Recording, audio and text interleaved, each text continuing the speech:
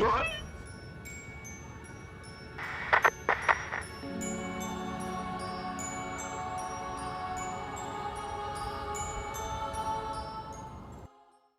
guys, welcome back to episode 5 of The Curse of Crystal Cove, and this week's episode is episode 5, The Song of Mystery. So let's get into it. So this episode starts as a cold open, and it's this kid watching a TV show of like broccoli and a yam or a carrot, or I think he's some sort of, what are those called? Like tuber. I don't remember what it's called. Anyways, and I'm pretty sure it's Tom Kenny that is the one voice actor. And if you know that name, Tom Kenny is the voice of SpongeBob and also Ice King. He does a lot of amazing voices. He's a really cool dude. Anyways, but then you find out, hey, maybe this isn't as random as you think it is. And it's Daphne's babysitting him, and she's like, alright, bestie, time for bed. So he goes to bed, and then outside you just see this weird shadowy figure, and you're like, that's a little suspicious. And then it starts playing flute, and then this kid hears it, and then he just like turns into a goblin and attacks Daphne, and she leaves, and he shuts her out of the house. And that's the end of that. You know, lots of fun. Awesome things. And then it cuts to, you know, obviously we have the awesome intro. I feel like I haven't talked a lot about the intro, but I think it's pretty, it's like short and to the point, you know, like cute little things that describe each of the characters. Anyways, so we get into the actual episode, and it's the gang all driving in the mystery machine, and then Shaggy says like, as he does, and Velma goes, hey, you promised you weren't going to say like so much. And then, you know, I think that's a little interesting. I mean, yeah, I get it, you know, because she was like, it makes you sound, what did she say? She said it makes you sound, she didn't say stupid, but uneducated to some point. And I was like, I get that. But also that, I get that you're trying to help him maybe be taken more seriously, but is that necessarily what he wants? I don't know. But, you know, all of this is just kind of like, I don't really, it's just more and more examples of why I don't like their relationship. And I don't think that the audience is necessarily really supposed to. I think that the writers did this because they wanted to show people, hey, they wouldn't really be a great couple, you know? Oh my god. Guys, I'm so sorry. I just realized that my big Squishmallow ear is in the way. It's like taking up half of the frame. Sorry. So Scooby overheard Velma being like, I don't want you saying like as much. Da, da, da, da. And then Scooby's like, what the heck? That's kind of weird, you know? Whatever. It cuts to like Daphne and Fred in the front, and he's like, yeah, guys, I'm not doing well in civics. So Daphne gets excited, and she's like, oh my god, I'm really good at civics. You know, I can like tutor you, and you can be like one-on-one, and I'm sorry if you hear my dog barking. Fred's like, oh, my dad already like hired a tutor. She's like some senior, and you know, she's like super smart or whatever. And Daphne's like, what the heck? Daphne's like, hey, we're like driving past the neighborhood of the kid that I babysit. Like, can we stop by and I can see if he's, you know, doing okay because of, you know, him turning into a little gremlin yesterday. And so they stop by in this neighborhood, and they see that literally all the parents are leaving the houses, and they're like, what? Without the children. Okay. And then the sheriff and the mayor are there, and Daphne's like, what the heck? Like, they can't just like leave the children here. They're children. And the sheriff is like, they'll be fine. We'll just like airdrop some freeze-dried camp food. It's totally fine. So, you know, obviously the mayor loves this because he, you know, wants publicity. He wants tourist t-shirts and tchotchkes, as he says. Fred, you know, obviously gets all excited about this because he's like, oh my gosh, it looks like we have another mystery on our hands. And it cuts to him being handcuffed, and you're like, what? And the mayor's like, nope, you have to, first of all, like, you know, you have to go get your grade up in civics class, or else, you're gonna flunk or whatever, and that's why I have that tutor for you. And second of all, I'm getting a lot of tourism and money for this, so let this be, okay? So that it's just like everybody in the entire gang is handcuffed and put in the back of this van, and they're taken to school. So, cuts to school. Scooby and Shaggy are eating. Shag says, I say Shag. Sorry, that's how I write my notes. I write everybody's names in like half of what their name is usually. So it's like Daff, Velm. I mean, Fred is easy. Scoob. I drop a couple letters because it's easier to like write quickly because I have to keep like pausing and. Anyways, Shaggy says like, and then Velma gives him this rubber band, so every time he says like, he snaps it really hard, so then, you associate that being, not great, whatever. I get what she's going for, but also another thing that I'm like, maybe it's not that big of a deal, like, you can slowly do this. This is only like 2 days in. Not even, this is only 1 day in. So, yeah, I think she's being maybe a little bit overdramatic. Then Velma is like, hey, I want you to pick out a new pair of pants. And Shaggy is like, why? I really like these pants. They're really comfortable, And she's like, you told me you would care more about your appearance. And she was like, you've worn them since the 8th grade. And he was like, yeah, because they're comfortable. And just like that there being like, yeah, he's worn this shirt and pants every single day since the 8th grade is such a guy thing. Like, I didn't realize how many guys truly just, one, don't get rid of clothes that are like super old and have holes in them and don't really fit that well, if at all, and they just don't get rid of them and they keep them for a long time. Specifically like teen boy thing, but like that's just a guy thing in general, and it's very true. So then, she gets upset, whatever, and she says that she'll pick them out. And again, this is like another thing where I'm like, she keeps trying to change him. So if you're trying to change somebody, that doesn't, in my brain, that doesn't mean that you like them for what they are. And if you keep trying to change them, then you don't like them for the right reasons. And that's not cool. And we don't love that. Cuts to Fred and Daphne in the library, and they are waiting to meet Fred's tutor, and Daphne's all upset, and she's like, what the heck? And when they cut to this, they did kind of a couple different, like, shots just to, like, set up the scene in the library, and I realized, I don't know why, like, just now, and I noticed it earlier with, like, the parents and stuff, that a lot of, like, every single character, it's still very, like, 70s, like, 60s, 70s look, like the original. And, it makes sense for the main characters to look like that, whatever. They've kept the same looks, just, like, slightly varying. But I thought that was super cool that it's, like, modern, but they kept the same wardrobe styles. So, I don't know, I thought that was really cool. Fred ends up meeting the tutor, and she's this child. I don't know how old they actually said she was. She's probably like, 13 or something.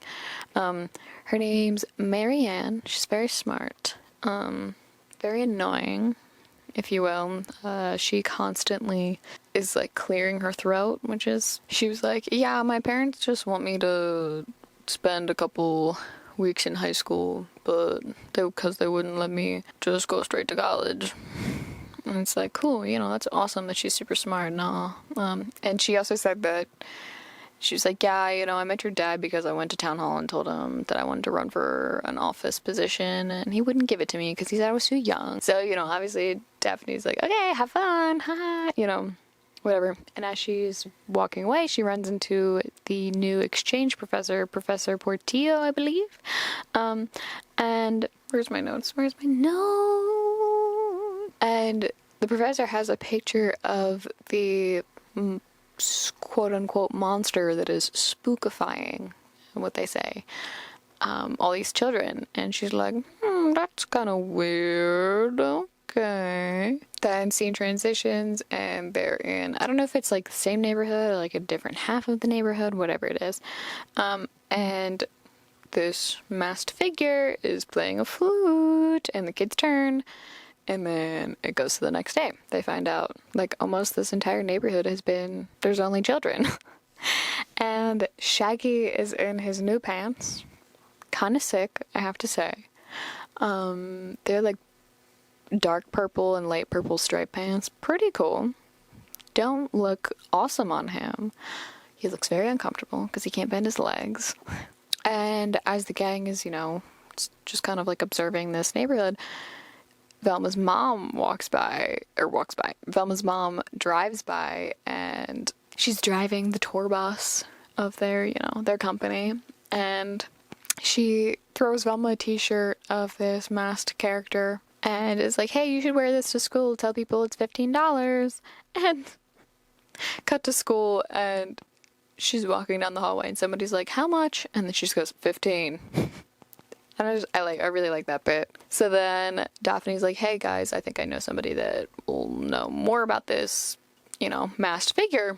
So they go to the exchange teacher, professor, whatever he is, Professor Portillo, and Professor Portillo tells them that this thing is called Que Horrifico, and that he taught a class about it not that long ago, like a couple weeks ago, in his like honor student class. And Fred picks up the pan flute on his desk and he thinks it's a blowgun, whatever it's called. And then the professor gets super defensive because Daphne's like, that's a pan flute. That's a little suspicious. And then the professor gets like all upset. He's like, what the heck? Just because I have a pan flute, that means that you think that I'm Que Horrifico? Like, are you serious, dog? And Scooby gets like really quiet, and Scooby just goes, no one's accusing you of anything. And he was like, oh. Okay, so then he like explains Que Horrifico to them, and he said that the last 2 nights he hasn't slept very well. So, they're kind of like, that's a little suspicious. So then Marianne, who is Fred's tutor, is mad that he hasn't shown up, but Fred's like, yeah, whatever, sorry, I don't really care. So they sneak to the professor's house, go outside. Shaggy can't bend his legs, and like while they're sneaking around, and then the professor sees them because he makes a ruckus. Oh my god, I just said ruckus? Okay, whatever. Anyways, professor sees them, and then he's like, guys, I think I might be Que Horrifico. And she's like, wouldn't you know if you're... Daphne being she, wouldn't you know if you're Que Horrifico? And he was like, I don't know, the transformation could just be like happening so fast and so like overwhelming that I forget everything. And then, so they decide to chain him up in case like he does turn into Que Horrifico, that they, have restraints or whatever. If this legend has a super strength or whatever that he can't get out. And Freddy goes, dang, like these are like really nice chains. Who's your chain guy? I kind of want his number. I love Freddy. He's just a silly guy. I love Freddy. He's so funny. So they got on, sit around for a while, and the TV somehow gets turned on, and it's the stupid broccoli and yam show. And Scooby and Shaggy are laughing their heads off, man, as they do, because they're children, and we love them for that. Because, I'm sure that show is really funny. Yeah, it's definitely really funny. And then the professor is like, oh my god, guys, it's happening. He's freaking out, and he's like, oh my gosh, I'm so scared. And then he's like, never mind, it's just gas. Love that. So then they all hear the flute outside, and they're like, okay, slay, it's not Professor Portillo. And then they get into the van, and then they go into a new neighborhood, and they find an empty house, and they set up a trap. So the gang dresses up as a family, Fred and Daphne being the parents, Velma being the grandma, and Shaggy and Scooby being the kids. And Daphne's like, oh my gosh, this is so nice, I love this. And Fred goes, watch it, don't look like we're too happy. No, we're supposed to be married. And it's such like not millennial humor, but like it makes me very sad that that's always like, haha, so funny, it's a joke that like you're not supposed to be happy when you're married, and that shouldn't be a thing. Maybe you shouldn't have gotten married. And I know obviously this is like a joke and everything, whatever, but it just makes me sad that up into the early 2000s it was still very normalized being like, haha, funny, unhappy in marriage. But that's not how it's supposed to be. You're not supposed to be unhappy. If you're unhappy in your marriage, that's not good. Don't do that. Don't do that. So when the sun sets, they all go inside, whatever. Que Horrifico plays the flute, and they catch Que Horrifico. Like, you know, he was in a net. Then all of the children come out of nowhere after he plays the flute again, and they attack and get Que Horrifico out of this net. And they're like pushing him against the door. Everybody, like all these children are these gremlin children are trying to get in the house and to attack them. And then out of nowhere, one of them has a bottle of oil, and somehow they slip their little grubby little hands in the door, in the little cracked open door, and they pour it on the floor, and it makes it all slippery. And obviously, you know, Fred falls as he's like trying to like push the door, keep the door closed, and there's so many of them, like piles and piles and piles of them. It looks so many, and I don't like that thought. Scooby and Jackie are hiding, and they say goodbye to each other, and they're like, man, it was nice knowing you. And then the TV gets turned on, and children stop, and they start watching. And then Que Horrifico's like, what the heck are you guys doing? You guys are blowing everything. And the kids are like, shut up, we're watching this. And then they take off wigs and teeth, and they're normal looking, and you're like, what? That's a little weird. And then Que Horrifico gets caught. And then the sheriff and mayor show up, and it's unmasking time. And guess who it is? Marianne herself, Fred's tutor, the like 13-year-old. And she said her reasoning for doing this was because she wanted to run the city her way, and she learned about it in the professor's class when she, you know, was in school for the couple weeks that she is. And when she like found out about this, she was like, yeah, I went to all the kindergarten classes in elementary schools in the area and offered them utopia if they did this. And then I actually ended up offering them candy because they don't know what that is. And, you know, I was thinking about that, and kind of weird that these schools just let this 13-year-old girl go in and lecture to these children about, you know, taking over the government. And they didn't say anything. I guess they were just like, yeah, no, she's really cool. Or when she was giving these lectures to them, she was like, yeah, the flute was the signal for them to put on their little masks and then to come out. And yeah, that was basically it. And then she was like, you guys are taking me to jail? But I think, you know, whatever it was, juvie, whatever it's called. I don't really know anything about that. So yeah. So then the gang is at the radio station, and then they go celebrate with Angel, and we love her. And then Dr. Portillo comes out of the darkness and gives them a little pan flute concert, and then they're all vibing. And then Jackie stands up for himself, and he's like, yeah, I can't wear these pants. These are not me, they're not comfortable, I don't like them. I'm just Velma's sad, but like, you know, I'm okay, King, that's awesome, I love him. So, really happy. But yeah, so episode ends. But today's little Scooby snack is about Velma, and it's pretty cool, I'd say. Not necessarily a spoiler, but I'm giving you a little bit of information about the voice actor, and then about her character specifically to Mystery Incorporated. The person that is her voice actor is Mindy Cohen, and she's super cool. She voiced Velma for Scooby-Doo that I basically grew up on, so from 2002 to 2015. So like, you know, those are the main years that I was actively watching and listening to Scooby-Doo, like as it was coming out, you know. Specifically Mystery Incorporated, this was, I think, a couple years after the show had ended, that Tony Cervone, who is a really cool guy, he has continually worked on Scooby-Doo for a while, he confirmed that Velma is the first gang member of Mystery Incorporated to be part of the LGBTQ plus community, and that's really cool. So basically he said that she was a closeted lesbian and her dating Shaggy was like her trying to figure this out and just convincing herself that she did like men and everything, but then later down the line you find out she develops feelings and everything for another character, and we will get to that when we get to that. And I'm really excited to dive more into that. But I love this so much, especially as like somebody part of the LGBTQ plus community. It was just really cool to hear that she was confirmed to be a lesbian, and it makes me really happy.